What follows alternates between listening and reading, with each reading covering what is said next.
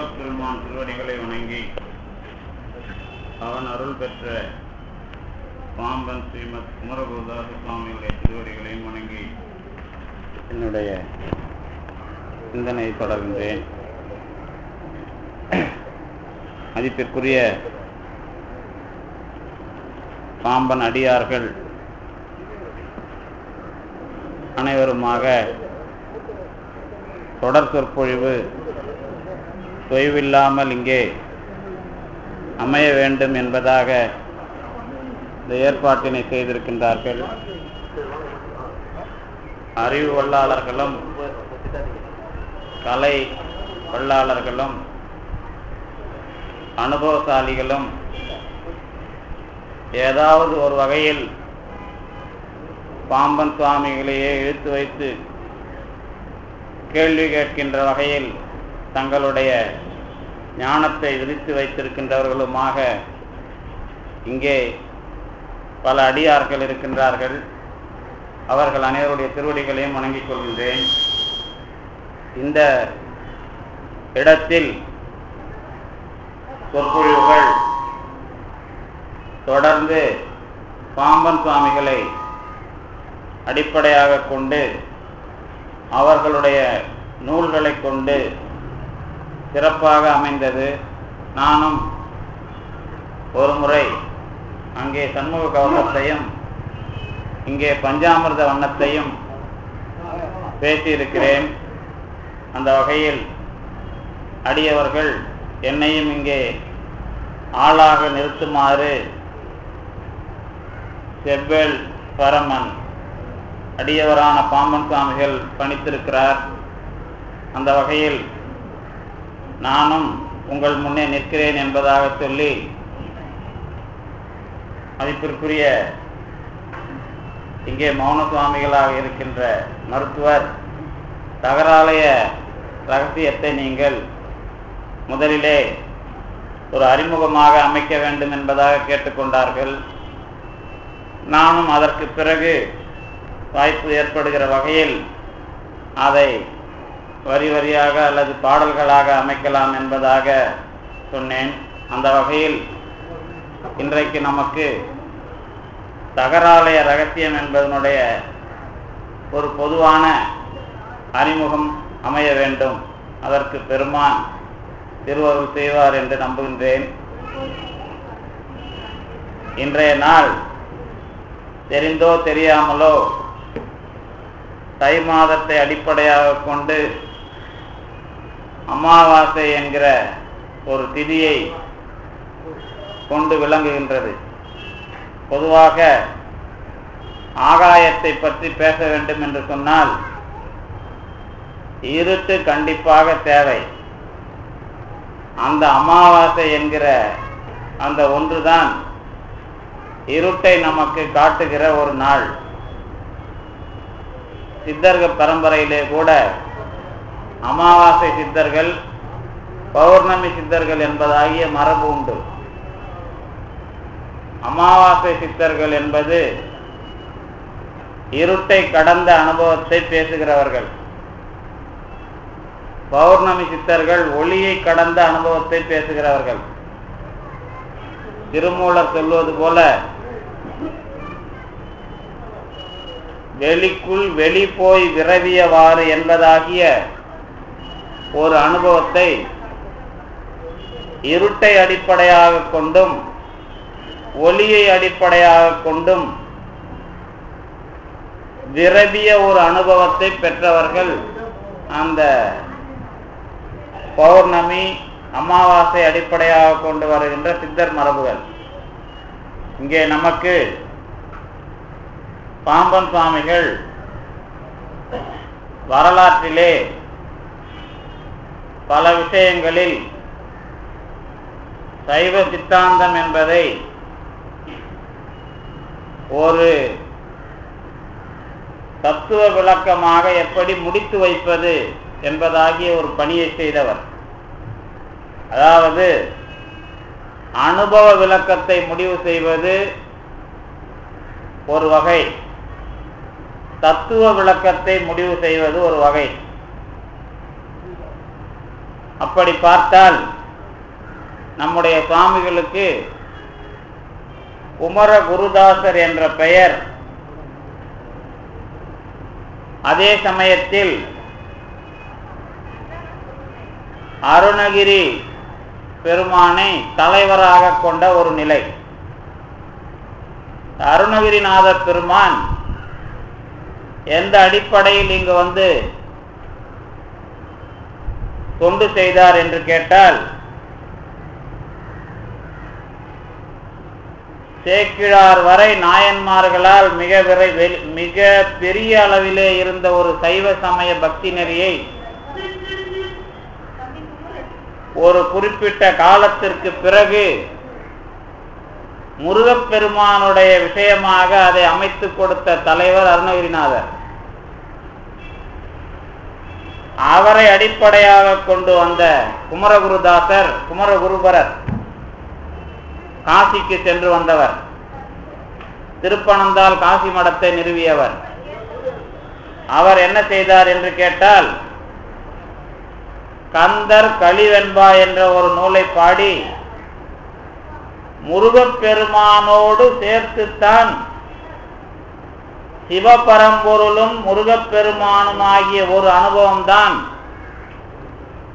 சைவ சித்தாந்தமாக சொல்லப்படுகிற ஒரு தத்துவ விளக்கம் என்பதாக இணைத்து காட்டினார். அதற்காக வந்ததுதான் கந்தர் கலிவெண்பா என்ற நூல்.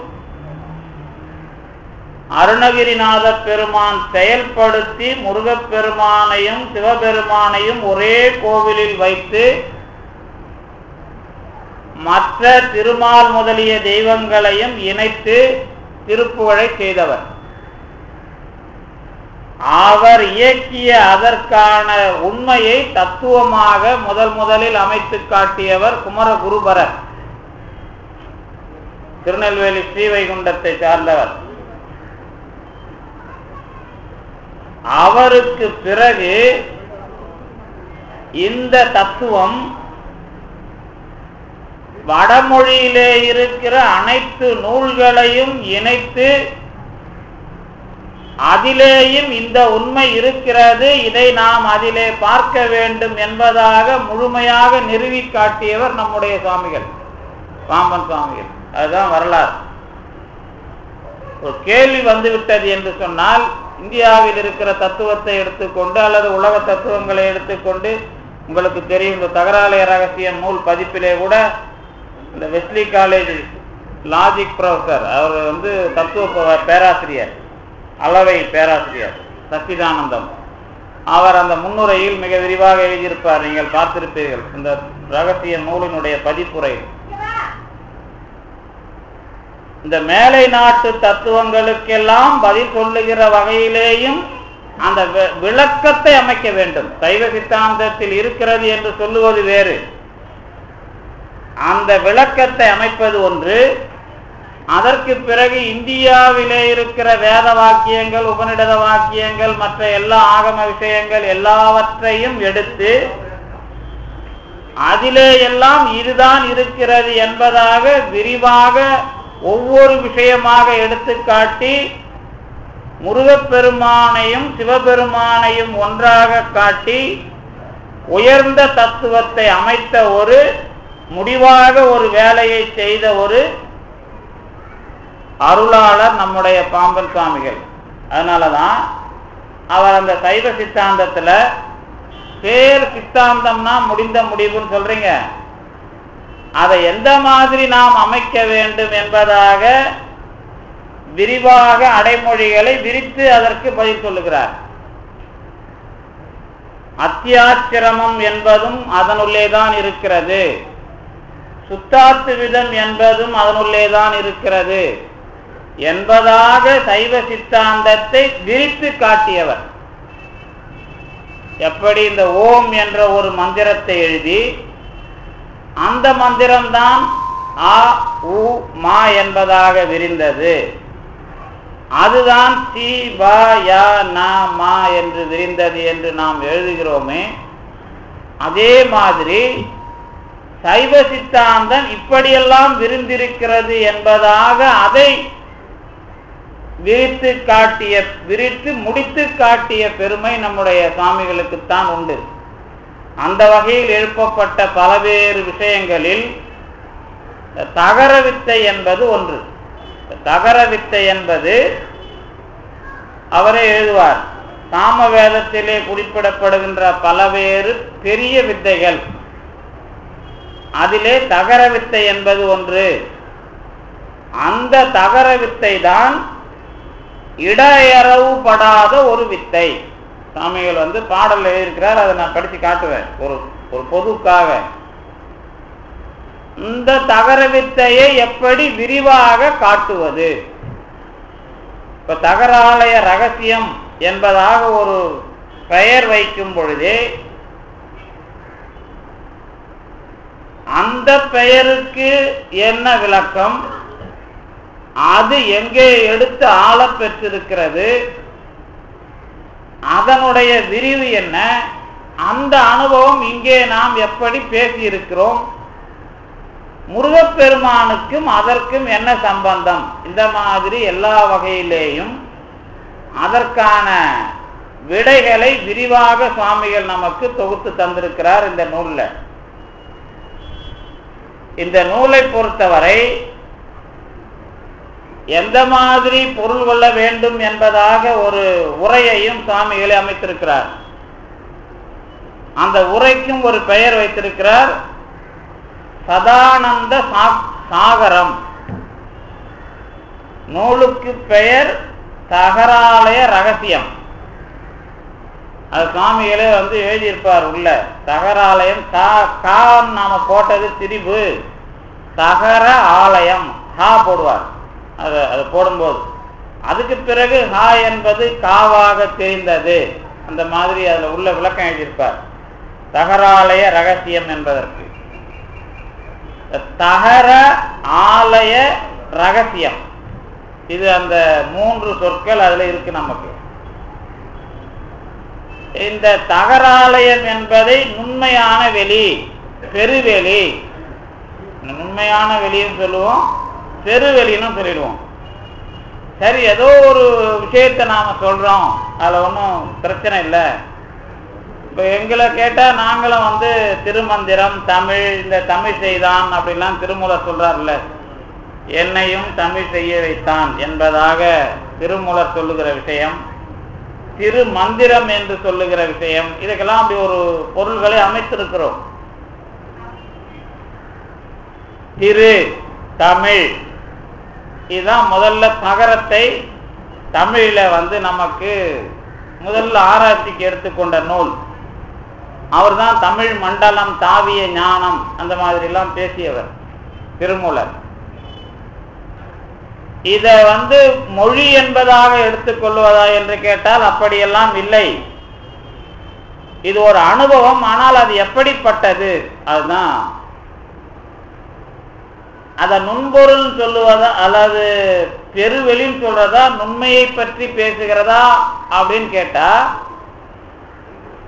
பெருசுனா என்ன, நுண்மைனா என்னன்னு நமக்கு பொருள் தெரியணும். முதல்ல சுவாமிகள் என்ன பண்றாங்க அப்படின்னு கேட்டா, இந்த நூலையே எடுத்த உடனே அதை எல்லாருக்கும் நம்ம வழங்கிடணும் அந்த மாதிரிலாம் ஒரு விஷயம் வைக்கல. 2 பேர் அதுக்கு தயார் பண்றார்.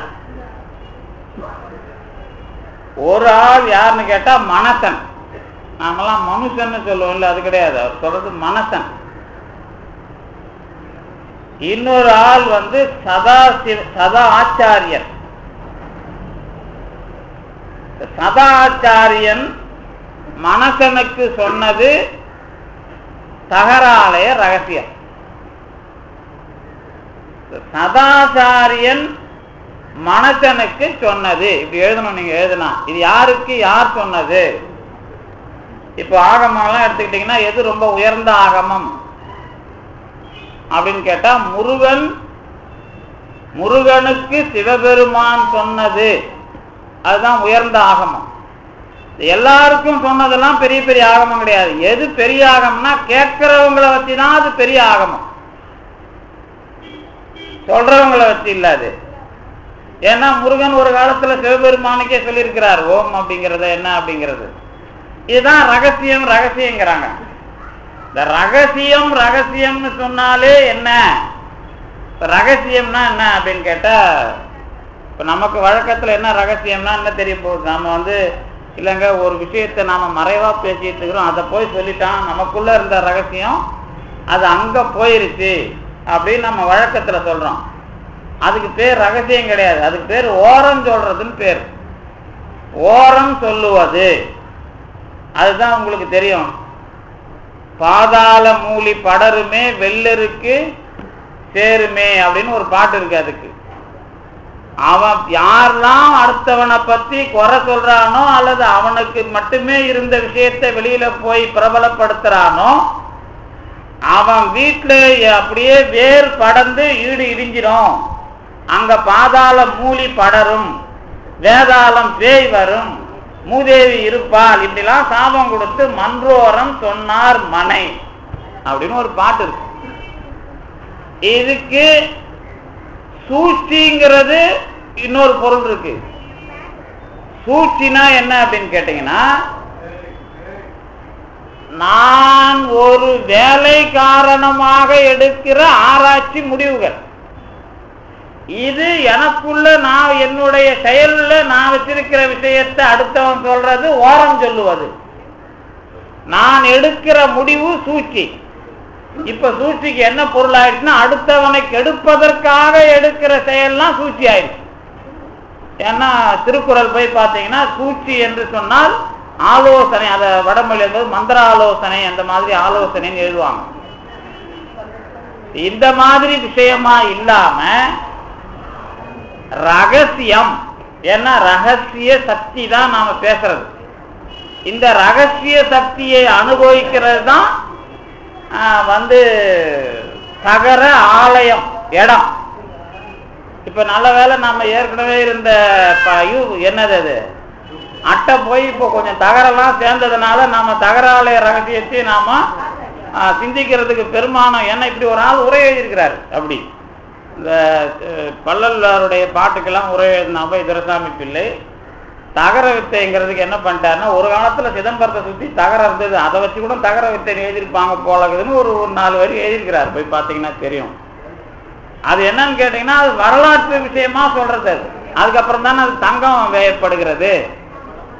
அந்த மாதிரி இன்னும் இப்ப இவங்க திருநெல்வேலி பக்கம் சிவஞான முனிவர் முத பாடின ஊர் செப்பறை அகிலாண்டேஸ்வரி பதிகம்.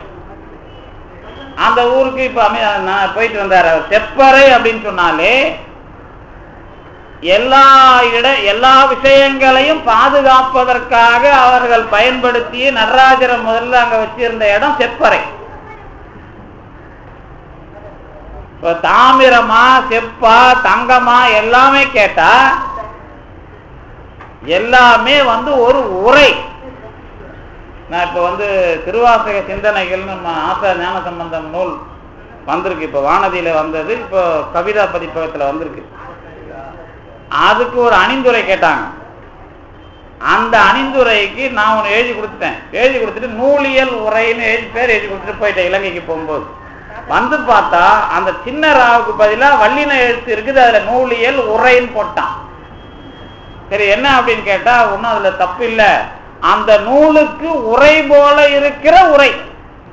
அந்த மாதிரி செப்பறை தகர ஆகாயம் அல்லது தங்க ஆகாயம் இந்த மாதிரி விஷயங்கள்லாம் ஒரு உரை. இத உரையா பார்க்கறதுனா என்ன அப்படிங்கிறது தான் இதுல முக்கியமான அனுபவம். இந்த உரைனா பை வச்சுங்க, இதான பை, நம்ம இப்ப பையின்னு சொல்றோம்ல, அதுதான் உரைன்னு வச்சுங்களேன். இந்த உரை உள்ளே இருக்கிற நீங்க எந்த பொருளையும் அதுல போடுறதுக்கு அது தயாரா இருக்கும். எந்த பொருளை வேண்டுமானாலும் அதிலே போடலாம். இது ஆராய்ச்சி பண்ணா, தத்துவமா ஆராய்ச்சி பண்ணா அதுக்கு பேர் ஆகாயம்னு பேர்.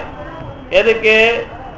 எந்த ஒன்றை எதுவெல்லாம் ஏற்றுக்கொள்ள தயாராக இருக்கிறதோ அது எல்லாம் ஆகாயம். இப்ப இந்த இடத்துல நாம உட்கார்றதுக்கு இது தயாரா இருந்தா இது கூரை ஆகாயம். இந்த ஒரு டென்ட் இருக்குல்ல, அப்ப நம்ம உடம்புல சோறு போட்டு நம்ம வயிறு ஏத்துக்குதுன்னா குடல் ஆகாயம். இததான் கொஞ்சம் வித்தியாசமா குடாகாயம் பராகாயம்னு பேசுவாங்க. தத்துவ வார்த்தை பேசும்போது ஒரு குடத்தை வச்சுட்டா அதுக்குள்ள இருக்கிற வெளிக்கு பேரு குடாகாயம். இந்த பானம் இருக்குதே அது பராகாயம். இந்த குடாகாயம் உடைந்தால் அந்த பராகாயத்தில் சேர்ந்துவிடும். அந்த மாதிரி தத்துவம் பேசியவர்கள் அத்வைதிகள், சங்கர அத்வைதிகள், சங்கர வேதாந்தம் பேசியவர்கள். இப்ப நாம அந்த ஆகாயத்தை பத்தி இதுல பேசுறோமா? ரகசியம்னா என்ன? இதுதான் பாம்பன் சுவாமிகளுக்கு சவாலா வந்த விஷயம். இது வரலாற்றுல என்ன பார்க்கணும், எந்த மாதிரி பார்க்கணும் அப்படின்னு கேட்டீங்கன்னா, இப்ப திருமூலர் பார்த்தார், வெளிக்குள் வெளி போய் விரவியவாறும், அழிக்குள் அழி போய் அடங்கியவாறும், ஒளிக்குள் ஒளி போய் ஒடுங்கியவாறும் தெளியும் அவரே சிவசித்தர்னு திருமூலர் பாடியிருப்பார். வெளிக்குள் வெளி போய் விரவியவாறு, அழிக்குள் அழி போய் அடங்கியவாறு, ஒளிக்குள் ஒளி போய் ஒடுங்கியவாறு தெளியும் அவரே சிவசித்தர். இது வரைக்கும் திருமூலர் பேசியிருக்கிறார். இப்ப நமக்கு என்ன கேள்வினா, வெளிக்குள் வெளி போய் விரவுதல், அடங்குதல், ஒடுங்குதல், இந்த மூன்றாக விளக்கப்பட்ட விஷயம் பிற்காலத்துல இந்த வைணவ சண்டை அத்வைத சண்டையெல்லாம் வரும்பொழுது எதை நீ கடவுள் அனுபவம் என்பதாக பேசுகிறாய் என்ற கேள்வி வரும்பொழுது அதை தெளிவாக சொல்ல வேண்டும். அது பரம ரகசிய சக்தி என்றும் சொல்ல வேண்டும், அது தகராலய ரகசிய அனுபவம் என்றும் சொல்ல வேண்டும், அது இப்படிப்பட்ட தலைமை கடவுளான முருகனால் ஆனது என்றும் சொல்ல வேண்டும். இந்த மூன்று வேலைகளையும் நிறைவேற்ற வேண்டும் என்பதற்காக விரிவான நூலாக செய்யப்பட்டதுதான் இந்த தகராலய ரகசியம். தகராலய ரகசியத்தை இந்த வரலாற்று பின்புலத்தோடு பார்த்தீங்கன்னா, எத்தனை பேர் எதிரிலே வந்தாலும், நீங்க அத்வைத வேதாந்தி வந்தாலும் சரி, அல்லது வைணவ விசிஷ்டாத்வைத வேதாந்தி வந்தாலும் சரி, அல்லது மத்துவராகிய துவைத வேதாந்தி வந்தாலும் சரி, இவர்களுக்கு எல்லாம் இந்த பரம்பொருள் அனுபவம், பரம்பொருளும் நானும் ஒன்று என்று சொல்லுகிற அந்த ஆகாய அனுபவம் அல்ல, அது தகர ஆகாயம் என்பதாக ஒரு தன்மையானது அப்படின்னு சொல்லணும். அப்படின்னு சொன்னா தகராலயம் என்பது அதனுடைய ரகசியம், அல்லது அதுதான் சத்திய ஆனந்தத்துக்கான மூலத்தன்மை. தகராலய ரகசியங்கிறது நூலோட பேர், உரையோட பேரு சதானந்த சாகரம். ரகசியம்னு அதை எதனால சொன்னாரு? அந்த உரைக்கும் நூலுக்கும் பேர் வைக்கும் போதே அதுல ஒரு விஷயம் உள்ள இருக்கும். என்ன விஷயம் வைக்கிறாருன்னா, ரகசியம்னா ஞானமாவே தெரியும், உரை அது படிச்சு தெளிவாயிட்டா அது அனுபவமா மாறிட, அதுக்கு பேர் சத்திய ஆனந்தம். அதான் சதானந்தம். சத்து ஆனந்தம். சதானந்தம்னா சத ஆனந்தம் இல்ல, சத்து ஆனந்தம் தான் சத்தான. இன்னும் கேட்டா அதை சத்த ஆனந்தம் கூட நீங்க படிக்கலாம் படிக்கும்போது. ஏன்னா அது வடமொழியில எழுதும் போது அந்த தாவை மாற்றி போட்டுருவாங்க. அவங்க 4 தாள் ஒரு தா போட்டா அது சதானந்தம் அவங்க படிப்பாங்க, ஆனா நாம சதா ஆனந்தம் படிப்போம். அப்படி இல்லை, அது சத் ஆனந்தமாக அது அனுபவப்படுகிறது. உரைனா விளங்குகிற காலத்தில், தகராலய ரகசியம் விளங்குகிற காலத்தில் அது சத்து ஆனந்தமாக விளங்குகிறது. இதுதான் அந்த நூலு. நீங்க நூலு உரை இது ரெண்டுத்தையும் எப்படி பார்க்கணும் அப்படின்னு கேட்டா, நாம் செய்திருக்கிற இந்த நூல் ஞான விளக்கம். இந்த ஞான விளக்கம் எனக்கு விளங்கும் பொழுது சத்து ஆனந்தமாகிறது. இதுதான் அந்த பேர் விளக்கமே. வேற விளங்கிக்கணும் அப்படின்னாலே இதான். அதுக்காகத்தான் இந்த ஒரே விஷயம்தான் பெருமான் யாருக்கு யார் இந்த நூலை செய்ததுன்னு சொல்றதுலயே அது வருது. என்ன அப்படின்னா, மனசன் சதாச்சாரியன். இந்த மனசனுக்கும் சதாச்சாரியனுக்கும் பெருமான் விளக்கம் எழுதுகிறார். அதை போய் பார்த்தா தெரியும். என்ன அப்படின்னா, மனசன்னா யார் அப்படின்னு கேட்டா, மனஸ் என்பதை உடையவன். மனஸ் அப்படின்னு சொன்னா மனம் உடையவன் மனிதன் அப்படின்னு ஒரு விளக்கத்தை முதல்ல தொடங்குகிறார். நான் சொல்றது மனிதன் சொல்ற விஷயம் மனித பிறவின் திருநாவுக்கரசர் சொன்னது அந்த விஷயம் இல்லைங்க. அது மண் அப்படிங்கிற ஒரு சொல்லுல இருந்து வர்ற விளக்கம் அது தனி. மண் அப்படின்னு ஒரு சொல்லு இருக்கு. இந்த மண் அப்படின்னா என்ன அப்படின்னு கேட்டீங்கன்னா நிலையாக இருப்பது, நிலைத்ததுன்னு அர்த்தம். இந்த நிலைத்ததை மண் என்று சொன்னால் நிலைத்தன்மையை நோக்கி வாழ வேண்டியவன் மனிதன். அவன் நிலைத்தன்மையை பெற்றுவிட்டால் அவனுக்கு பெயர் மனிதன், ஸ்ட்ராங்கா இருக்கிறான் அர்த்தம். இந்த நம்ம தகரத்தை எழுதும்போது கூட சுவாமி என்ன சொல்லுவாங்கன்னா, சிதம்பரம் சொல்லும்போது, சபை சொல்லும்போது, உலகம் நிலை நிறுக்க ஆடிய இடம் அப்படின்பார். உலகம் நிலை நிறுக்க ஆடிய இடம் 40 இந்த முதல் காண்டத்திலே வரும். ஏன் சிதம்பரத்தை நிலை நிறுக்க ஆடிய இடம் சொல்றாருன்னு சொன்னா, இன்னைக்கு என்ன இலங்கையிலிருந்து வந்த ஒருத்தர் கேட்டார். ஏன்னா ஏதோ ஒரு டிவியில சொன்னாங்க, உலகத்தோட மைய அச்சே சிதம்பரம் நடராஜ பெருமான் காலில் இருக்குதுன்னு வெளிநாட்டுல யாரோ ஒருத்தர் ஆராய்ச்சி பண்ணி விரிவா நூல் எழுதியிருக்கிறாரம்மா, அது எனக்கு வாங்கி கொடுங்கன்னு கேட்டார். டிவியில வந்துச்சான், அவரும் பார்த்திருக்காரு. அதை இந்த வார்த்தையை நீங்க இந்த சாமி புக்கை எடுத்து பார்த்தீங்கன்னா தெரியும் உங்களுக்கு. இந்த விஷயத்தை அவர் சொல்லியிருப்பார். பக்கம் கூட நான் எழுதி அந்த பாட்டுல, நிந்தையில் பல அண்ட கோடிகள் நிறுவி வைக்க ஓர் துறையதாய், பொன்னம்பலம் என்பதற்கு பெயர் காரணம் எழுதுறதுல நிறுவி வைக்க ஓர் துறை. இந்த நிறுவி வைக்கிறதுனா நிறுத்தி வைக்கிறது. இந்த நிறுத்தி வைக்கிறதுனா என்னன்னா, ஒரு பந்த நித்திய பால்ல ஒரு மைய அச்சில் ஒரு புள்ளியில தானே அதை கையில மேல நிறுத்துறான். அந்த மாதிரி இந்த உலகத்துக்கான மைய அச்சு அப்படின்னு ஒரு விஞ்ஞானி இன்னைக்கு புக் எழுதியிருக்கிறாருன்னு நமக்கு வருது இல்ல. இதுதான் அந்த பொன்னம்பலத்துக்கான விளக்கத்தை சாமிகள் எழுதும்போது அந்த வரி நீங்க பார்க்கலாம். அது பொன்னம்பலம் என்னும் பெயர்காரன் 47வது பக்கத்துல வரும்பாரு அந்த புத்தகத்துல. நிறுவி வைக்க, அண்டத்தை நிறுவி வைக்க இருக்கிற ஒரு இடம் என்பதாகவும் சுவாமிகள் சொல்லியிருப்பார். எதை? பொன்னம்பலம் என்ற பெயர்லயே அதை சொல்லியிருப்பார். இப்போ நமக்கு என்ன அதுல அடிப்படைனா, நான் மனிதன் என்று சொன்னால் என்னை நிறுத்தி வைப்பதற்காக என்ன நடக்கிறது, நான் அழியாமல் நிலையாக நிறுத்தி வைக்கப்படுவதற்காக என்ன நடக்கிறது, அந்த ஆராய்ச்சி. அந்த ஆராய்ச்சியில தான் இவர் என்ன பண்றாருன்னா, முதல்ல 2 பேரை இணைக்கிறார். ரொம்ப அடிப்படையான குறிப்பே தான். என்ன இணைப்புனா, இப்ப வடமொழியிலேயும் இது இருக்குங்க, தகர வித்தை, அதுதான் சாமி எடுத்து எழுதினார் அப்படின்னு சொன்னா ஒன்றும் பெரிய சிறப்பு இல்லை.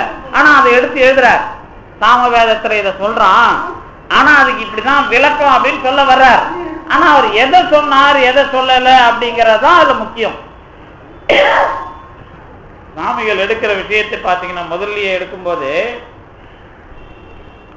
யாருக்கு நான் சொல்ல வர்றேன் அப்படின்னா, தீவிரதர பக்குவிக்கு சொல்றேன் அப்படின்பார். மனசன்னா யாருன்னா தீவிரதர பக்குவி. தீவிரதர பக்குவினா யாரு அப்படின்னா, கடவுளை அடையறதுல 4 பேரை பேசுவாங்க. மந்ததரம், மந்தம், தீவிரம், தீவிரதரம்னு ஒரு 4 படிநிலை பேசுவோம். என்னன்னா, கடவுள் அருளை அடைகிற ஒரு ஓட்டம், ஒரு ஓட்ட நிகழ்ச்சின்னு வச்சுங்களேன். அதுல ரொம்ப மெதுவா போனா மந்த தரம், கொஞ்சம் மெதுவா போறதுல இருந்து கொஞ்சம் ஸ்பீடா போனா மந்தம், வேகமா போனா தீவிரம், ரொம்ப வேகமா போனா தீவிர தரம். மந்ததரம், மந்தம், தீவிரம், தீவிர தரம். இது ஒரு 4 படிநிலை. அருளை நோக்கி போவதிலே மிகவும் வேகமாக இருக்கின்ற இடத்தை உடையவன். அவன் தலைமை உடையவன். அவனுக்கு பேரு தீவிரதர பக்குவி, பக்குவம் அடைந்தவன். இந்த தீவிரதரம் என்பவ உடைய அனுபவத்தை உடையவன் மனுஷனுக்கு தான் இப்ப சொல்றார்.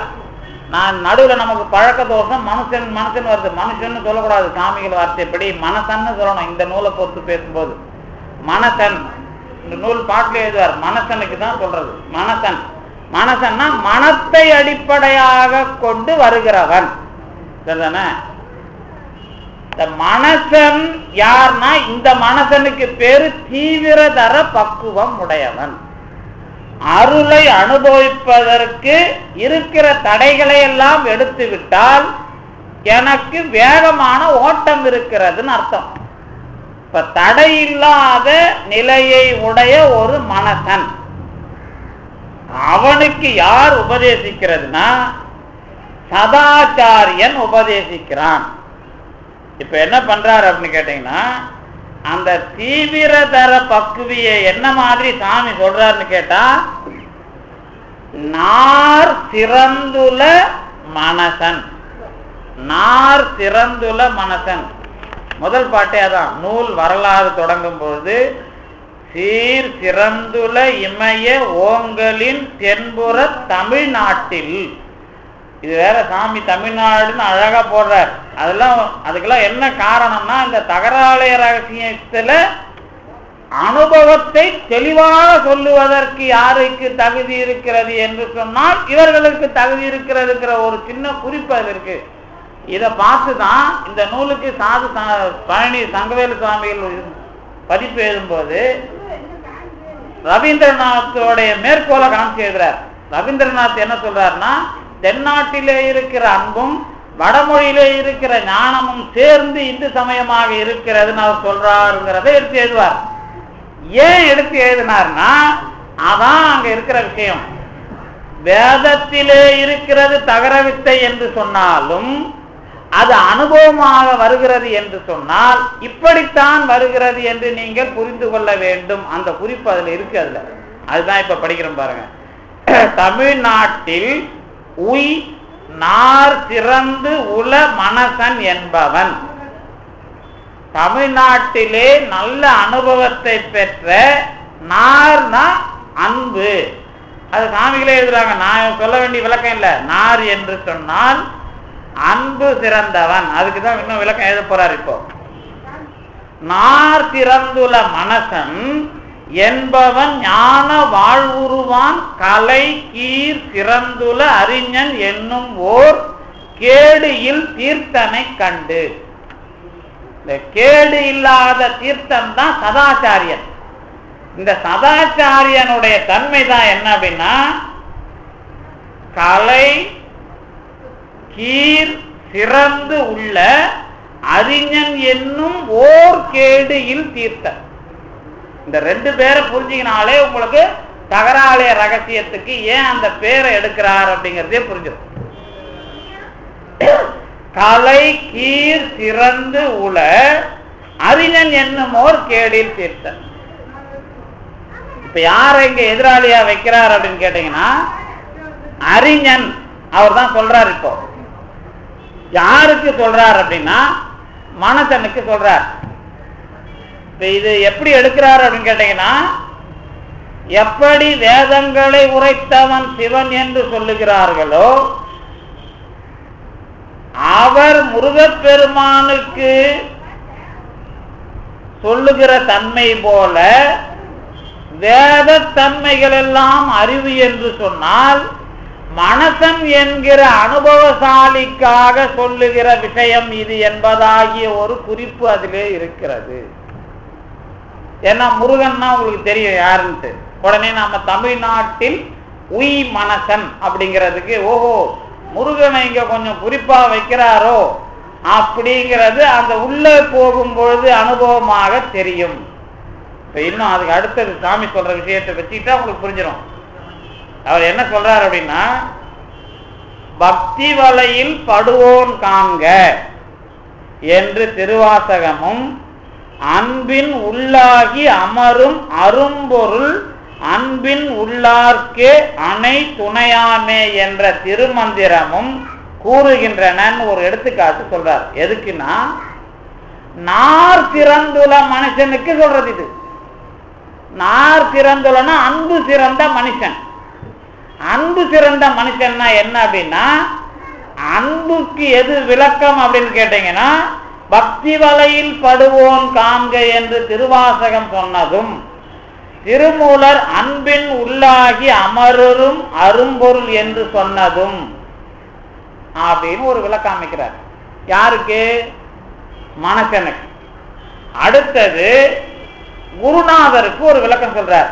என்ன விளக்கம் அப்படின்னு கேட்டீங்கன்னா, கலை கீர் சிறந்துல அறிஞன் என்னும் ஓர் தீர்த்தன். இந்த கலை சிறந்தவன் அப்படிங்கிறது தான் எத்தனை விதமான அறிவாராய்ச்சி வேத விளக்கங்கள் உபநிடத விளக்கங்கள் இருக்கின்றனவோ அத்தனையும் தெரிந்தவன். சீர் கீர்னா சொல், கீர்ன்றது கலை, சீர் இல்லது கலை, கீர் சிறந்துள்ள, கீர்னா சொல் வாக்கு சிறந்தவன். இவன் அறிஞன்னு சொல்றார். இதுதான் விஷயம். என்னும் ஓர் கேடில் தீர்த்தன். இந்த தீர்த்தன்கிறதுக்கு சாமியில ஒரு கூடுதலா விளக்கம் எழுதி, ஆகமம் வேதம் இவைகளெல்லாம் கூட தீர்த்தம் தான், உங்களுடைய பாவத்தை போக்குகிற தீர்த்தம் அதெல்லாம் கூட எழுதி, இவைகளையெல்லாம் தெரிந்த ஒரு ஞானிக்கு சதாச்சாரியன் பேர் கொடுக்கிறார். சத் ஆச்சாரியன். இப்ப ரெண்டு பேரை உங்களுக்கு சாமி சொன்ன விளக்கத்துல படிச்சு காமிச்சிட்டேன். நமக்கு என்ன அதுல புரிய வருது அப்படின்னா, வேதம் வடமொழியில் தகர வித்தை பல வித்தைகள், மற்ற வித்தைகளை போல இன்னும் சில வித்தையெல்லாம் காட்டுவார். என்னென்ன வித்தைனா, புருட வித்தை, பஞ்சாக்கினி வித்தை, வியாகிருதி வித்தை, பிராண வித்தை, சுத்த வித்தை, சகோல வித்தை, வைஸ்வரநார வித்தை, இந்த மாதிரி வித்தைகள்லாம் இருக்கு. அதுல தகர வித்தை என்பது முக்கியமானது, அதுதான் இடையறாததுன்னு சொல்லிடுறார். இதெல்லாம் சாமவேதத்துல இருக்கிறது, இதை நான் எடுத்து சொல்லுகிறேன் சொல்றதோட அதை எடுத்து நான் சொல்ல வர்றேன் அப்படின்றது இல்ல. இந்த வித்தையை மனசன் கேட்கிறான், அறிஞன் சொல்லுகிறான். அந்த மனசனுக்கு என்ன அடைமொழி கொடுத்தார்னா, நார் சிறந்த மனசன், அன்பு சிறந்தவன். அதுக்குதான் திருமூலரையும் மாணிக்க வாசகரையும் எடுத்து காட்டுறார். இந்த மாணிக்க வாசகரையும் திருமூலரையும் எடுத்து காட்டி மனசனை காட்டியவர், வேத கலை அறிவு முதலிய எல்லாவற்றையும் எடுத்து காட்டி ஆசிரியனை காட்டுகிறார். இந்த ரெண்டு பேரும் சேர்ந்து பெறுகிற அனுபவம் தான் தகர வித்தை. இப்ப இங்க என்ன விஷயம் அப்படின்னா, இவ்வளவு ஞானங்களும் அனுபவத்திலே அன்பை அடிப்படையாக கொண்டு சிறந்த அனுபவசாலியும் சேர்ந்தால்தான் தகர வித்தை.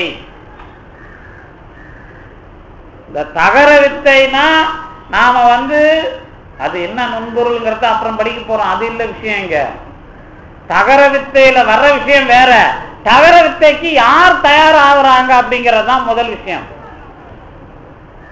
அதுதான் இந்த நூல் தொடக்கத்திலேயே தீவிரதர பக்குவிங்கிறார். சரி, தீவிரதர பக்குவிக்கு ஏன் போய் நீங்க தகர வித்தையை சொல்லணும்?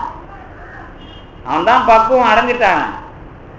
அப்ப தீவிரதர பக்குவினா அன்பு என்பதை மாணிக்க வாசகர் சொல்லுகிற பத்தி வலையில் படுவோன் காண்கையே. அது இன்னும் சாமி அந்த வரி எடுக்கிறார், வேற இடத்துல கூட வருது, அன்புலாம் வருது. ஏன் அதை எடுக்கிறார் அப்படின்னு கேட்டீங்கன்னா, இந்த ஆகாயத்தை பேசும்பொழுது, இதுல பேசணும்ல கொஞ்ச நேரத்துக்கு முன்னாடி ஆகாயத்தை பத்தி பேசும்போது ஒரு பை மாதிரி குடம் மாதிரின்னு பேசணும்ல, அந்த மாதிரி இல்ல. அது ஒரு வலை மாதிரி. அது ஒரு வலை மாதிரினா அதுல முட்டிக்காது போய், இந்த பைக்குள்ள அது அடங்குதுன்னு சொல்றோம்ல, அந்த மாதிரி அது முட்டிக்கொள்ளாது. இந்த வெளியே புரிஞ்சுக்கிறதா இந்த வேலை. இப்போ நீங்க நிறைய நாம வெளியை பத்தி படிச்சிருப்போம். இருள் வந்து ஒரு வெளி, ஒளி வந்து ஒரு வெளி எல்லாம் படிச்சிருப்போம். அந்த வெளியை இப்ப அறிவியல் உலகம் உடன் தான் இப்ப வந்து வெளியை பற்றி ஆராய்ச்சி செய்கிறார்கள். இதெல்லாம் இதுக்கு மேல போய் குமரகுரு அல்லது குமாரன் என்கிற முருகன், அதை இன்னும் அழகா சொல்றாரு, குகேச குரு. அவை சாமி சொல்ற வார்த்தை, குகேச குருவை அனுபவிக்கிற இடமாக ஆகாயத்தை தெரிந்து கொள்ளுகிற ரகசியம். இந்த குகேச குரு இடமாக நான் ஆகாயத்தை தெரிந்து கொள்ளுகிறேன் என்று சொன்னால், இருக்கிற எல்லா ஆகாயத்தை பற்றியும் இருக்கிற எல்லா திசைகளை பற்றியும் எல்லா விஷயத்தையும் படித்து முடித்து இதுக்கு உள்ளார நான் அதை தெரிந்து கொண்டு அதே சமயத்தில் அனுபவிக்க வேண்டும். இருக்கிற எல்லா விஷயத்தையும் தெரிஞ்சு கொள்றது யார் மூலமான? அறிஞன் மூலமா. அனுபவிக்க தயாரா நான் எப்படி இருக்கிறேன்னா, நான் அன்பு தகுதியில எனக்கு தயாரா இருக்கிறேன். இந்த அன்பு தகுதியில் தயாராக இருக்கிறவன் மனசன். அறிவு தகுதியில் எல்லா வெளிகளையும் காட்டி தகர ஆலயம் என்பது எது என்பதாக காட்டுபவன் அறிஞன். இந்த இரண்டினுடைய இணைப்பில் நமக்கு அனுபவமாக வருவது தகர வித்தை. அடுத்தது பார்த்தீங்கன்னா, இந்த தகர வித்தையை சாமிகள் வந்து பலவிதமான அடைமொழியில நிறைய சொல்லுவார். இடையற நிற்கும் தகர வித்தை. ஒவ்வொரு இடத்திலேயும் வேக வியோம தகர வித்தைன்னு ஒரு இடத்துல. இப்ப நமக்கு வந்து இந்த தகர வித்தையை பற்றி இத சிதம்பரம் சொல்றதா அல்லது வந்து இத வந்து திருநெல்வேலின்னு சொல்றதா, எந்த மாதிரி சொல்லலாம் எப்படி வச்சுக்கணும். அதுக்கு முதல் தொடக்கமா சாமிகள் என்ன பண்றாங்க அப்படின்னா, சிவபுரம், பிரம்மபுரம், புண்டரீகபுரம் அதை எழுதுவாங்க. சிவபுரம், பிரம்மபுரம், புண்டரீகபுரம் இப்படிலாம் நமக்கு பேர் இருக்கு. ஏன் இந்த பேர்லாம் வருதுன்னா, நமக்குள்ளே இருக்கிற சிவபரம்பொருள் வாழுகிற இடம், அதனால சிவபுரம். சிவமே முருகன் என்கிற பிரம்மம் என்று உணர்கிற காலத்தில் பிரம்மபுரம். அது இதயம் என்கிற தாமரை மலர் போல இருந்து நமக்கு விளங்குவதால் புண்டரீகபுரம். இந்த மாதிரிலாம் விளக்க எழுதுவார். இதெல்லாம் வந்து நம்ம புறத்துக்கு நம்ம அடிப்படையாக வைத்து தருகிற விளக்கம். இதெல்லாம் நீங்க வரிக்கு வரி நீங்க படிக்கலாம், அதுல ஒன்றும் பிரச்சனை இல்லை. ஆனால் இந்த தகர வித்தை என்று சொல்லும் பொழுதும் இங்க நம்ம சாமிகள் விஷயத்துல நீங்க ரொம்ப நல்லா தெரிஞ்சுக்க வேண்டியது என்னன்னா, இந்த நுட்பமான விஷயத்தை மாணிக்க வாசகரை வச்சியே விளக்குறாருங்கிறது தான். இந்த தகர வித்தை இன்னது அப்படின்னு சொல்ல வர்றார் முதல் காண்டத்துல 3வது பாட்டுல. முதல் காண்டத்துல 3வது பாட்டுல சொல்ல வரும்போது, ஓல வாரண நான்கினும் கயம் உற்ற சாமம் உணர்த்தும். சாமம் உணர்த்தும்னா சாமவேதம் உணர்த்துகின்ற அச்சீல பூரண தகர வித்தை. தகர வித்தைக்கு முதல்ல சுவாமிகள் கொடுக்கிற அடைமொழி சீல பூரண தகர வித்தை. அதுக்கு பிறகுதான் செருக்கில் அண்ட கலேபரம் மூல காரணமாய் இருக்குமா, அம்முறைமை தன்னில் இரண்டுமா, கோலமாக விளக்கி நன்குரு குடிலம் என் பெயர் தோன்றுமே. குடிலம் என்பதாக அதற்கு ஒரு பெயர் தருகிறார் சாமிகள். அதற்கு சீல பூரண தகர வித்தை என்று அடைமொழியோடும் சொல்லுகிறார். என்ன இந்த குடிலை உங்களுக்கு தெரியும். இந்த குடிலை அப்படிங்கிறத பிரணவ ஆகாரம்னு எழுதுவார். குடிலை நீங்க நான் இந்த சொல்லலாம் எதுக்கு சொல்றேன் அப்படின்னா, எனக்கு வேற வழி இல்லை. சாமிகள் தெளிவா எழுதியிருப்பாங்க. வடமொழி விஷயங்களை அவர்களுக்கு விளக்குவதற்கும் அதிலே இந்த அனுபவத்தை நாம் தெரிந்து கொள்ள வேண்டும் என்பதற்கும் நாம் அதை சேர்த்து சொல்ல வேண்டி இருக்கிறதுன்னு அவங்களே எழுதிதான் அதை நமக்கு அமைக்கிறாங்க. இப்ப இந்த குடிலம் என்று தகர வித்தையை சொல்லுவது, அதே தகர வித்தையை குடிலம் என்று சொன்னால் ஆகாயம் என்று சொல்லி, அது எத்தனை மாதிரியான ஆகாரம்னா பிரணவ ஆகாரம்னு சொல்லி, அதுக்குள்ள இப்ப நீங்க தகர ஆகாயத்தை பார்க்கணும் அப்படிங்கிறது. இதுக்கு மேல நான் சொல்ல சொன்னா உங்களுக்கு கொஞ்சம் நமக்கு எங்கேயோ நீங்க என்ன அவர் தான் தகர ஆகாயம் சொன்னார், நீங்க ஆகாரம் போட்டுட்டு இருக்கிறீங்களே. இது வரைக்கும் ஒரு சின்ன பொடி, வேற ஒண்ணும் இல்லை. என்ன அப்படின்னா சீல பூரண தகர வித்தை அதுக்கு பேர். அதுக்கு குடிலன்னு ஒரு பெயரை சுவாமிகள் வழங்குகிறார். அதை அதனுடைய கலேபரம் அப்படின்னா அதனுடைய இயக்கத்தினால் அதை அண்ட தகர வித்தை பிண்ட தகர வித்தை இந்த இரண்டு பெயராக சொல்ல வேண்டும்னு சொல்லிடுறார். அதுக்கு முன்னாடியே ஓம் எனப்படும் குடிலையே ஒப்பிலா முருகன். நல்லா ஞாபகம் வச்சுக்கணும். இந்த தகர வித்தையோட முருகன் எப்படி வர்றான் அப்படிங்கிறது பக்கம் நீங்க வேணா பாத்துக்கலாம். 6ஆம் பக்கம் தான் அந்த நம்ம உரை நூல்ல. ஓம் எனப்படும் குடிலையே ஒப்பிலா முருகன் மா முகத்துள் ஒன்றாம் அவன் தன்மை யார் வகுப்பார். இது அடிப்படை. இப்ப நான் எல்லாத்தையும் என்ன பேர் கொடுக்கிறார், என்ன பேர் கொடுக்கிறார், அந்த பேர்ல என்ன இணைப்பு வருகிறதுன்னு சொல்லியாச்சு. என்ன இணைப்பு அப்படின்னா சீல பூரண தகர வித்தை, தகர வித்தையோட முழுமை. அந்த தகர வித்தையோட இன்னொரு பெயர் குடிலன். அந்த குடிலை என்பது எது என்று கேட்டால் ஓம் எனப்படும் குடிலையே ஒப்பிலா முருகன். இது வரைக்கும் அந்த இணைப்புல நமக்கு ஒன்றும் பெயர், இந்த விளக்கம் இதெல்லாம் நமக்கு தெளிவாக சுவாமிகளே நமக்கு அதை பதிவு செய்திருக்கிறார். இதுல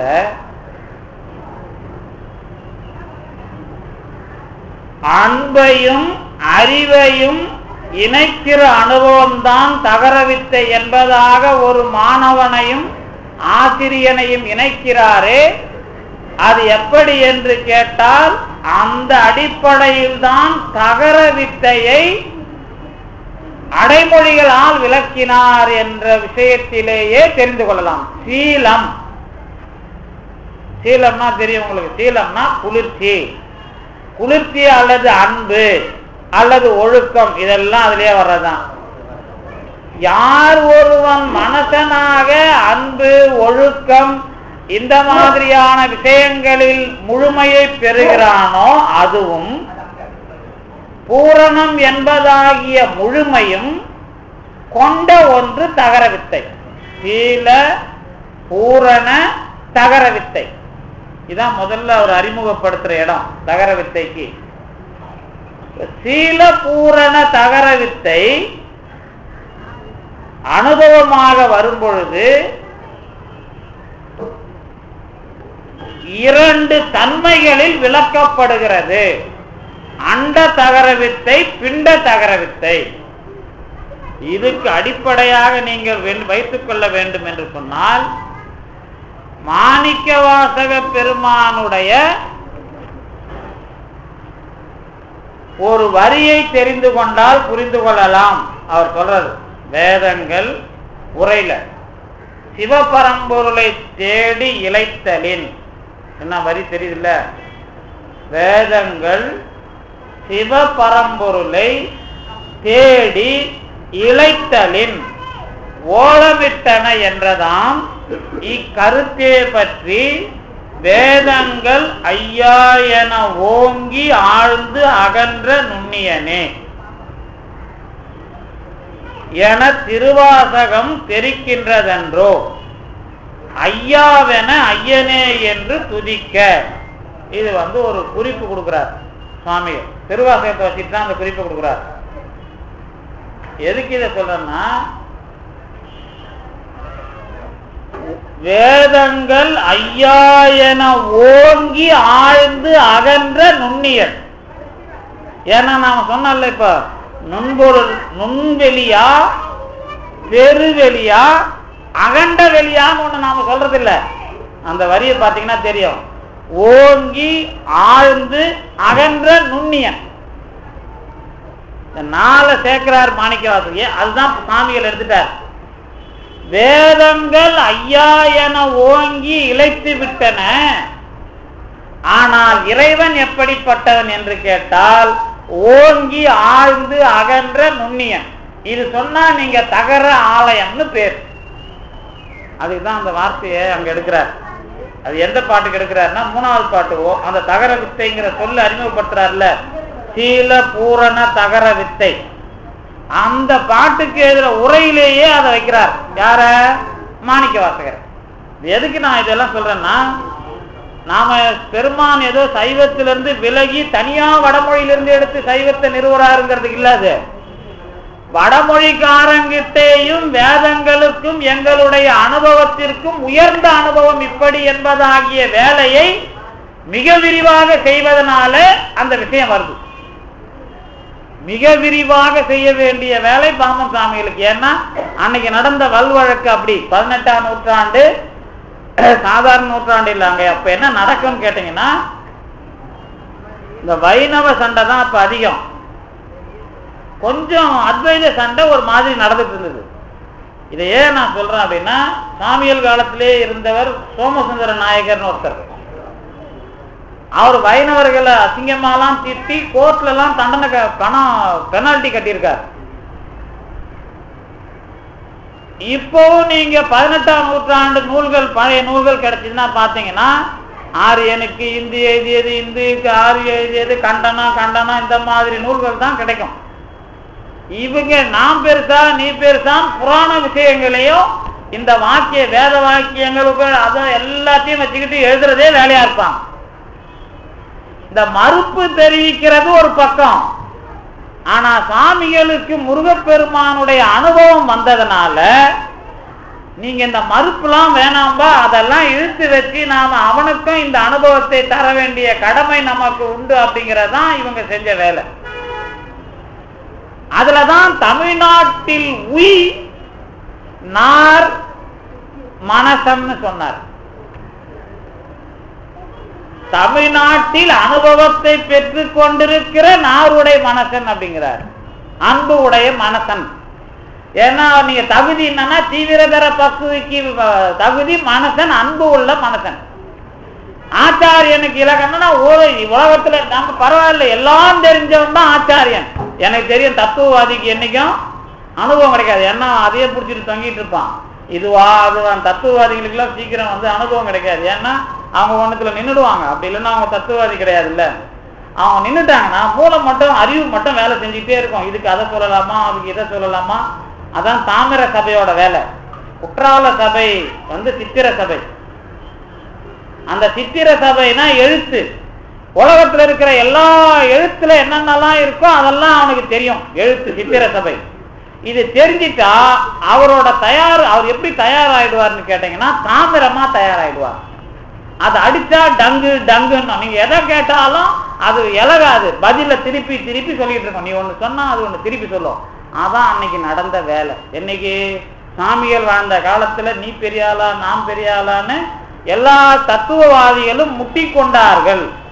ஏன்னா அங்கங்க யார் எதை கைப்பற்றுறது அப்படிங்கிற பிரச்சனை. ஏன்னா இப்ப இந்த மன்னர்கள் காலெல்லாம் அழிஞ்சு போச்சு இல்ல, சோழர்கள்லாம் அழிஞ்ச பிறகு இந்த கொஞ்சம் கொஞ்சம் ஜமீன்தாருங்க இருந்தாங்க. அவங்க கிட்ட பேசி அவங்கள மயக்கி அவங்க கிட்ட நான் தான் பெரியாள் நீ தான் பெரியாள் 4 வடமொழியை பேசி 4 தெலுங்கு 4 வேற மொழியை பேசி இந்த சொத்தை கைப்பற்ற வேலைக்காக இந்த மாதிரி வேலைலாம் பண்ணிட்டு இருக்காதீங்கப்பா. அனுபவிக்க வேண்டிய வேலை உங்களுக்கு இருக்கிறது. முருகப்பெருமான் அனுபவம் இன்னது, அதற்குள்ளே நீ இதை அனுபவிக்கலாம் என்பதாகிய ஒரு விஷயத்தை அனுபவம் இருந்ததனாலே சாமியர் சொல்லுகிறார். அதான் முக்கியம். ஏன்னா இப்ப சாமியல் காலத்திலேயே சோமசுந்தர நாயகர் இருந்தார். அவரும் தத்துவம் எழுதியிருக்கார். அதுக்கப்புறம் மறைமலடிகள் சோமசுந்தர நாயகர் வளர்த்தார். அவர் ஏதோ எழுதியிருக்கிறார். ஆனா அவங்களுக்கு அனுபவம் கிடையாது. அனுபவம் வந்தால்தான் எல்லாவற்றிலேயும் இருக்கிற விஷயத்துக்கு மேல இதுன்னு சொல்ல முடியும். திருப்பி அடிக்காம இதை இழுத்து வாங்கி, இப்போ நீங்கள் கூட உங்களுக்குள்ள தெரியும், பக்குவவாதியாக இருந்தான்னா தான் சரி அவர் பேசுகிறாருப்பா, சின்ன வயசுல தான் பேசுகிறாரு, அவரை கொஞ்சம் இழுத்து வச்சு உட்கார வச்சு சரி கொஞ்ச நாள் போனால் சரியாயிடும், அந்த மாதிரி இழுத்து வச்சு ஒரு பக்குவவாதின்னு சொல்கிறோம்ல, அந்த மாதிரி அனுபவசாலியாக இழுத்து வைத்து நீயே பெரிய ஆளா உட்கார், உனக்கு தெரிஞ்சதெல்லாம் சொல்லு, ஆனா நாம் என்னோட சேர்த்து பார்த்தாதான் உனக்கு தகர வித்தை புரியும், நான் இல்லாமல் நீ எழுதி வைத்திருந்தாலும் தகர வித்தை உனக்கு அனுபவம் ஆகாது. இந்த வேலை தான் பாமன் சுவாமிகள் இந்த நூல்ல செய்த வேலை. தகர ஆலயம் என்று சொல்லுகிற அனுபவம்னா அதே மாதிரி நம்ம விஷயத்திலயும் அந்த பிரச்சனை இருக்கு. சைவ சித்தாந்தத்திலேயே நாம எழுதிட்டு வரோம், நிறைய எழுதியிருப்போம். எது வரைக்கும் விளக்கம் கொடுத்துருப்பேன்னா தேவை ஏற்பட்டாதான் விளக்கம் கொடுப்போம். இப்போ சிவஞான போதம் இருக்குன்னு வச்சுங்களேன், சிவஞான போதத்துல பதி பசு பாசம் இதெல்லாம் விளக்கியிருப்போம். நம்ம வாத்தியார் சொற்பொழிவு பண்ணிட்டு இருப்பார். 12ஆம் நூற்பாக்கு வருவார், மாலர நேயம் மலிந்தவர் வேடமும் ஆலயம் தானும் அரணென தோழ்மே அப்படின்னு எழுதிட்டு இருப்பார். ஆமா, இறைவனுடைய திருக்கோயிலுக்கு சென்று திருக்கோயிலையே சிவனாகவும் அடியவர்களையே சிவனாகவும் வழிபடுவார்னு எழுதுவார். ஆனா அதுக்கு முன்னாடி 11வது பாட்டெல்லாம் எப்படி இருக்கும், அவனே தானே ஆகிய அந்நெறி இருக்கும். இந்த அவனே தானே ஆகிய அந்நெறினா என்ன அப்படின்னா இறைவனும் ஆன்மாவும் கலந்துரும். அதுக்கு பிறகு இவர் போய் ஆலயம் தானும் அரணென தோழ்வேனுங்கிறதுக்கு இப்படி ஒரு விளக்கம் சொல்லுவாங்க. இப்போ அவர் தான் அவ்வளோ பெரிய அனுபவம் அடைஞ்சிட்டாரு, அதுக்கு பிறகு இந்த விளக்கம் தப்புன்னு சொல்ல மாட்டோம் நம்ம. அந்த மாதிரி நம்ம கிட்ட இருக்கிற பிரச்சனைக்கும் தகர வித்தைய நாம இன்னும் தெளிவா சொல்ல வேண்டி இருக்கிறது யாரு? சித்தாந்திகளும். இங்கேயும் அந்த குறை இவங்களுக்கு அதை எடுத்து தெளிவா சொல்ல வராது, ஏன்னா அனுபவம் கிடையாது, படிக்கிறாங்க 1000 விஷயம். பெருமான அனுபவம் வந்தால்தான் இதுக்கு இது வரும். நான் மனுஷனா வாழறேன் அப்படின்னு எல்லாரும் சொல்ல முடியுமா? நான் மனுஷனா வாழறேன் அப்படின்னு எல்லாரும் சொல்ல முடியுமான்னு கேட்டா யார் சொல்லலாம்? இப்போ மனுஷனா வாழறேன்ட்டு பாமன் சுவாமிகள் இதுல பார்த்தா அவர் அந்த மனுஷனுக்கு பேர் சொல்லிடுறாருல்ல, நாருடை மனசன். நாருடை மனசனா எத்தனை பேர் இருக்கிறான்? ஏன் அவர் அந்த சொல்ல எடுத்தார்? நாருன்னா பெண்ணுக்கு ஒரு அர்த்தம், அன்பை காட்டுகிறவர்கள் அவர்கள். அப்புறம் ஏன் அன்பை காட்டுறாங்கன்னா அன்பு பிரச்சனையாகும் போது தானே அன்பு தெரியும். இப்போ வயிறு இருக்குது கண்ணு இருக்குதுன்னு எப்போ தெரியும்? கண்ணாடி போட்ட பிறகுதான் கண்ணு வேலை செய்யலன்னு தெரியும், மஞ்சள் கம்மால வந்தாதான் கல்லீரல் இருக்குதுன்னு தெரியும். அதுக்கு முன்னாடி அது வேலையை அது பார்த்துக்கிட்டு இருக்கோம். இப்போ சிறுநீரகம் இருக்குதுன்னு எப்போ தெரியும்?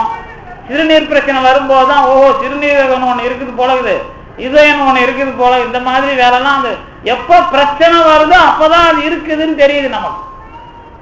அப்ப மனசன்னு சொன்னா அன்புல பிரச்சனை வந்தாதான் அன்பு இருக்குன்னு தெரியும்.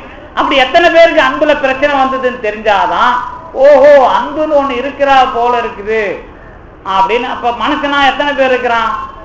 நீங்க என்னமோ சொல்றீங்க, முல்லைன்னு பேர் வச்சிருக்கிறோம், லதான்னு பேர் வச்சிருக்கிறோம், மண்ணாங்கட்டின்னு பேர் வச்சிருக்கிறோம், சரவணன்னு பேர் வச்சிருக்கிறோம், அப்புறம் என்ன வேலாயுதன் பேர் வச்சு அவருக்கு அன்பே இல்லையா? வேலை ஆயுதமா கையில வச்சுக்கிறாரு, அப்புறம் அவர் வச்சுக்கிறோம் இவர் வச்சுக்கிறோம், இத்தனை பேர் பேரை வச்சிருக்கிறோமே, இதுக்கெல்லாம் அன்பு இருக்கா இல்லையா? அப்படி சொன்னாதான் பாமன் சுவாமிகள் மனசன்னு சொன்னதுக்கே நாம நின்னதா அர்த்தம். மனசனையே நாம இன்னும் தெரிஞ்சுக்கலப்பா, அப்புறம் எப்படி தகராலய ரகசியத்துக்குள்ள போறது? அப்பதான் அது ஓங்கி ஆழ்ந்து அகன்ற நுண்ணியன். இப்ப நீங்க என்ன பண்ணுங்க, ஐயோ உடம்பு சரியில்லை,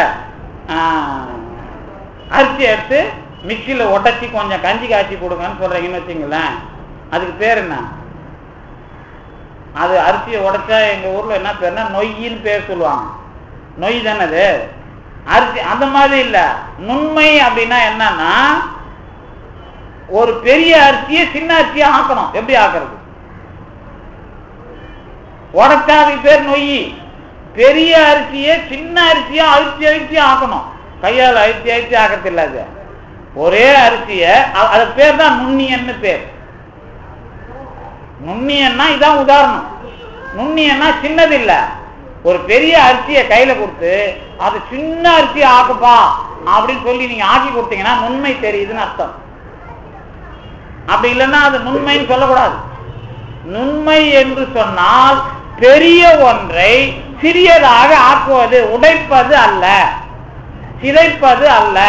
அது ஒரே ஒரு நமக்கு சயின்டிபிக்கா ஒன்றத்துல உதாரணம், கனநீர் ஆக்குறது இருக்குல்ல, இந்த கனநீர் அணு உலைக்கு பயன்படுத்துறது கனநீர். பெரிய அளவு தண்ணீரை அடர்த்தி உள்ள தண்ணீரா மாத்துறது இருக்கு. அப்புறம் நமக்கு இன்னொன்று எதுல இருக்கு, அணுவில் இருக்கு. சரிதானா? அணுவை வந்து நாம செறி ஊட்டுறோம்ல, இதெல்லாம் இருக்குன்னு வச்சுங்களேன். இப்போ நம்ம இந்த மாதிரி நான் ஒரு சாதாரண உதாரணம், பெரிய அரிசியை சின்ன அரிசியா ஆக்குறது. இந்த சின்ன அரிசியை ஆக்குறது அப்படின்னு சொன்னா அதுக்கு பேர் நுண்மை. இந்த நுண்மை அப்புறம் ஆழ்ந்து அகன்ற நுண்மை. உடனே நாம என்ன பண்ணுவோம்னா, நம்ம ஆட்கள் ஓங்கினா உயரம், ஆழ்ந்துனா ஆழம், அகன்றனா அகலம் அப்படி சொல்லிட்டு நுண்மைக்கு என்ன சொல்றது, என்ன சொல்லிருக்கு? என்னங்க ஒரே வம்பா. மாணிக்கவாசகர் தானே சொல்லியிருக்கார், ஓங்கி ஆழ்ந்து அகன்ற 3 சொல்லிட்டார். இதே சங்க இலக்கியத்துல 3 டைமென்ஷன்லாம் நீரினு மாறளவின்றெல்லாம் படிச்சிருக்கிறான். இப்ப சாமி இது இந்த வரியை எடுத்தாரு, அவர் எதுக்கு எடுத்தாருன்னு நாம சொல்றது. இப்போ அவர் ஓங்கிக்கு எடுத்தாரா, ஆழ்ந்த எடுத்தாரா, அகன்ற எடுத்தாரா, எதுக்கு எடுத்தார்? அப்புறம் நுண்மைன்னு ஒண்ணு சொல்லிடுறாருல, அந்த 3க்கு அப்புறம் என் நுண்மையை சொல்றாரு மாணிக்கவாசகர். அதையும் சாமி எடுத்தார். நுண்மை என்ற ஒன்றிலேயே ஓங்கி ஆழ்ந்து அகன்ற அனுபவம் இருக்குமானால் தகர வித்தை. தகர வித்தைனா நுண்பொருள் இல்ல, நுண்மை என்ற ஒன்றிலேயே ஓங்கி ஆழ்ந்து அகன்ற தன்மை இருக்குமானால் அது தகர வித்தை. அதான் குகேச குரு. அப்ப நீங்க அதை அனுபவிக்கணும்னா அதுக்குள்ளார போனா இது வந்து வார்த்தையால என்னால சொல்ல முடியுது ஓரளவுக்கு. அந்த மாணிக்கவாசகர் இதேதான் இன்னொரு வரியிலேயே மாணிக்கவாசகர்ல பிரச்சனை வரும். என்ன வரும்னா, கறந்த பால் கண்ணலோடு நெய் கலந்தார் போல பிறந்த பிறப்பருக்கும் எங்கள் பெருமான். கறந்த பால்ல கரும்பு சாறையும் நெய்யையும் கலந்து கொடுத்தா நீங்க குடிப்பீங்களா? எனக்கெல்லாம் வாந்தில வரும். பச்சைப்பாலில் நம்ம வந்து பொதுவாக குடிக்க மாட்டோம் நான்லாம். அதில் வேறு நெய் அப்புறம் இதெல்லாம் கலந்தா யார் வாயில் விறக்கிறது? ஆனால் நல்லா இருக்குதுங்கிறாருல அவர் சொல்லிட்டதுனாலே ஏற்றுக்கிறதா என்ன?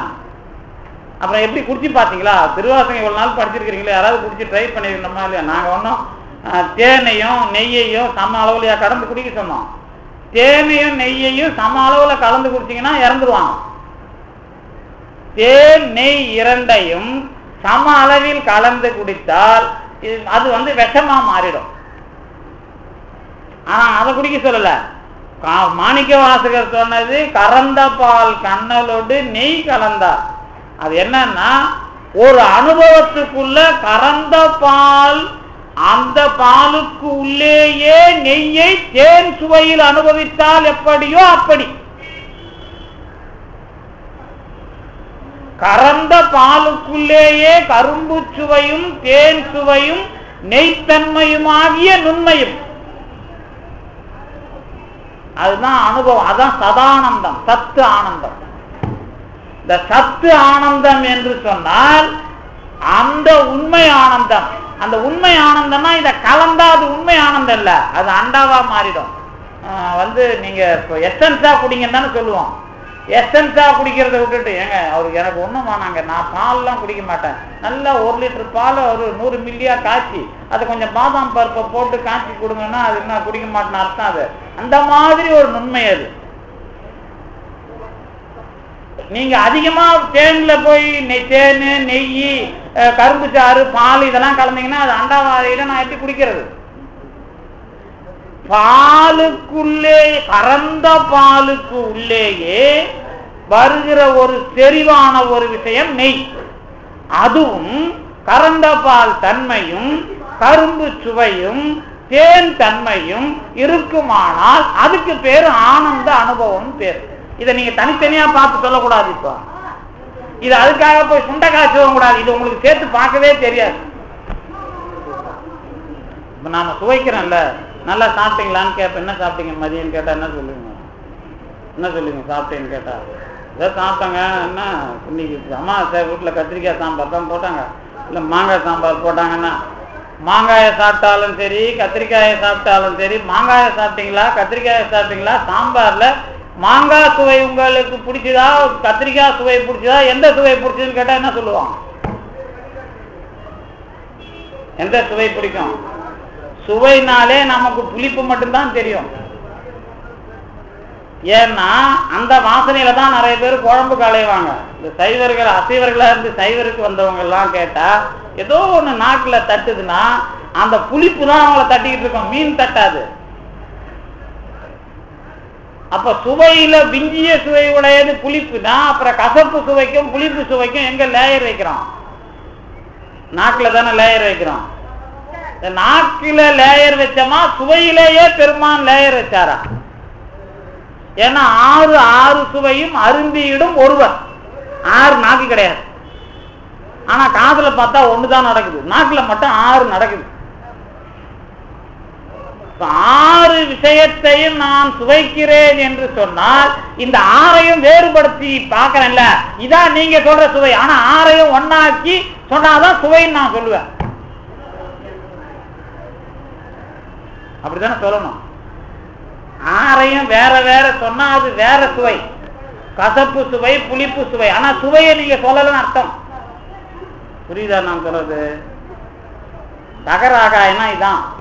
சுவையை நான் புளிப்பு சுவை என்றோ கசப்பு சுவை என்றோ இனிப்பு சுவை என்றோ சொல்லுகிறேன்.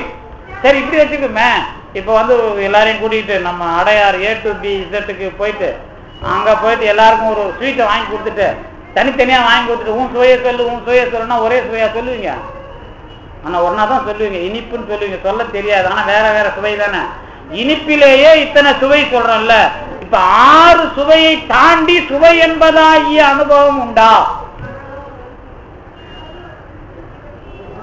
6 சுவையை தாண்டி சுவை என்பதாகிய அனுபவம் தான் சுவையின் நுண்மை. அந்த சுவையின் நுண்மை விரிந்து இருக்கிறது என்று சொன்னால் 1000 இனிப்பை அனுபவித்து 1000 இனிப்பும் இப்படிப்பட்டது என்பதாக சொல்லுவது ஓங்கியது. ஒரே இனிப்பு தான், இனிப்புலயே பல லட்சம் இனிப்பு இருக்குன்னு வச்சுக்கோமே, அதுக்கு பேர் என்ன? ஓங்கி ஆழ்ந்து அகன்ற. அந்த இனிப்புலயே இத்தனை இனிப்பு இருக்குதுன்னு தெரிஞ்சாதான் நான் மரவள்ளிக்கிழங்கு இனிப்பு என்ன அல்லது சக்கரவள்ளி கிழங்கு இனிப்பு என்ன அல்லது தேனோட இனிப்பு என்ன இனிப்பே நமக்கு தெரியுமான்னு கேட்ப. அப்புறம் இனிப்பே நமக்கு என்ன தெரியுமான்னு கேட்பனா, இனிப்பே நமக்கு சுவையா தெரியுமா? இனிப்பே தெரியுமா? முதல்ல இனிப்புனா என்ன தெரியும்? இனிப்புனா என்ன ஞாபகத்துக்கு வருது? நான் சாப்பிடலன்னு சொல்லிட்டு ஓடிலான்னு பாக்குறீங்க. இனிப்புனா சக்கரை தான் ஞாபகத்துக்கு வருது, தேன் ஞாபகத்துக்கு வர மாட்டேங்குது இல்ல. தேன்ல இனிப்பையும் வச்சிருக்கான் புளிப்பையும் வச்சிருக்கான்னு தெரியுது இல்ல. அப்ப ரெண்டுத்தையும் சேர்த்து வச்சாதான் சுவையும் தெரியுது இல்ல.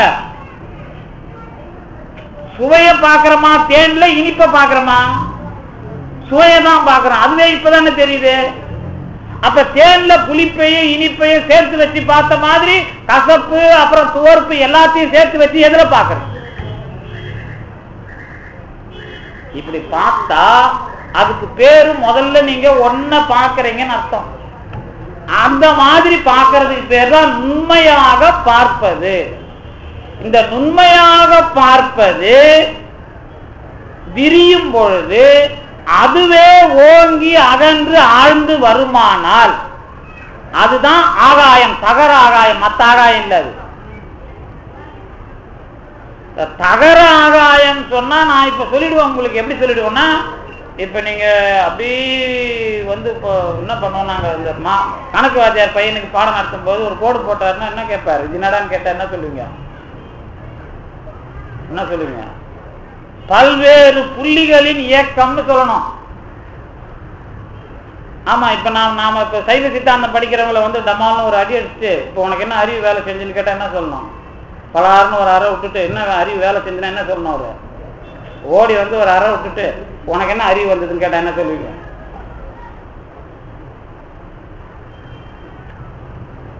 ஏதோ தப்பு பண்ணிட்டு போலதான் ஆக்டிங் அடிக்கடி கேமரா வச்சு போட்டோ எடுத்துக்கிறான் அடிக்கிறாருன்னு நினைக்கிறீங்களா? என்னை வேகமாக தொட்டார்னு சொல்லணும். அதான சைவ சித்தாந்தம். தொடுதல் என்பதுதான் என்னுடைய புலன் அறிவு. இந்த மாதிரி சொன்னா அதுக்கு ஷார்ப்பா நேர் பதில் சொல்லணும் அர்த்தம். நான் தப்புக்காக அடித்தாருன்னு சொன்னா அது கிளை அறிவு. இந்த மாதிரி முதல்ல நேர் ஞானத்துக்கு வந்து அந்த நேர் ஞானத்துல உண்மையை பார்க்கணும். நான் தருவது இனிப்பு தான் முதல்ல சொல்ல தெரியணும். இனிப்பு நமக்கு தெரியல, கசப்பு தான் சொல்ல தெரியணும். கசப்பு இந்த மாதிரி ஆற சொல்லிட்டு இந்த ஆறையும் இல்லாம சுவைன்னு ஒண்ணு சொல்லணும். அந்த மாதிரி சொன்னா அதுக்கு பேரு ஆகா, அதுதான் நுண்மையின் பேர். அந்த நுண்மையை விரிவாக பார்ப்பதும் ஆழமாக பார்ப்பதும் அகலமாக பார்ப்பதும் கூடினால் அதுதான் நான் சகர ஆகாய அனுபவத்தை பெற்றேன் என்பதற்கு உதாரணம். அதிலே அன்பும் ஞானமும் சேர்ந்து இருந்தால் முருகனை அனுபவித்தேன், 2 திருவடிகளாக அனுபவித்தேன், அதை இதய தாமரையில் மட்டுமே அனுபவிக்கிறேன்னு சொன்னா பாம்பன் சுவாமிகள் சொன்ன தகர ஆலய ரகசியம். அது அனுபவமானால் சத்து ஆனந்தம். அப்படி இல்லைன்னு சொன்னா வடமொழியில 1000 தகர வித்தை எழுதினாலும் அதான். நாம அன்பும் அந்த விஷயமும் தெரிந்தால் நமக்கு முருகப்பெருமானுடைய 2 திருவடிகளாக இருக்கிற சீல பூரண குகேச குரு அனுபவம் தான் தகர ஆலய ரகசியம் என்பதாக சொல்லி அதை மனசன் சதாச்சாரியன் என்ற ஞானமும் அன்பும் இணைந்த அனுபவமாக விளக்குவதற்கு மற்ற வடமொழி முதலிய ஞான வாக்கியங்களில் எல்லாம் அதை தெரிந்து கொள்ளுங்கள் என்பதாகவும், நாம் சித்தாந்த மரபிலே இப்படி ஒரு பெரிய விஷயத்தை சித்தாந்தத்திற்கு அமைக்க வேண்டும் என்பதாகவும் பாம்பன் சுவாமிகள் தகராலய ரகசியம் அமைத்திருக்கிறார் என்பதை சொல்லி வாய்ப்பு ஏற்படுகிற வகையில் நாம் தொடர்ந்து சிந்திக்கலாம் என்பதாக சொல்லி நன்றி கூறி விடைபெறுகின்றேன். நன்றி.